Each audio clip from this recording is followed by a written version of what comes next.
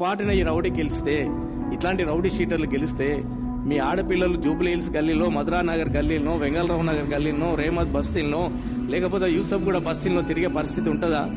మీరు ఇంట్లోకి వెళ్ళి బయటకు రానిచ్చే పరిస్థితి ఉంటుందా? మీ అమ్మాయిలకి రౌడీలంతా రోడ్ల మీద కూర్చుకొని ఏ విధంగా గేలన చేస్తారో మీకు తెలుసు కదా. యూసఫ్ కూడా చౌరస్తాలో వాళ్ళ కాంగ్రెస్ పార్టీ కార్యాలయం ఇది, వాళ్ళ ఇల్లు ఉండే. ఒక అమ్మాయిలు రాత్రి కూడా పోయే పరిస్థితి ఉన్నదా? బెంగళూరు నగర్ దగ్గర, మన కృష్ణకాంత్ పార్క్ దగ్గర వాళ్ళకి ఆఫీసులు పెట్టుకొని ఏ విధంగా అమ్మాయిలను నేర్పిస్తారో మీ అందరికి తెలిసిందే కదా.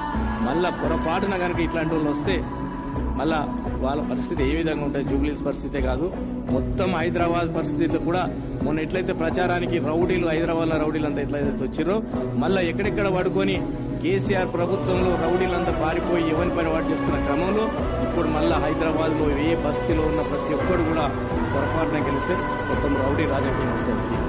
రౌడీలు బెదిరించడం స్టార్ట్ అవుతాయి. ఈ అందరు కూడా పెద్ద పెద్దోళ్ళకి ఏం కాదు, ఈ మిడిల్ క్లాస్, లో మిడిల్ క్లాస్ ప్రజల మీదనే రౌడీలు ఎప్పుడు కూడా రౌడీలు వసూలు కూడా వాళ్ళ మీదనే చేస్తుంటారు.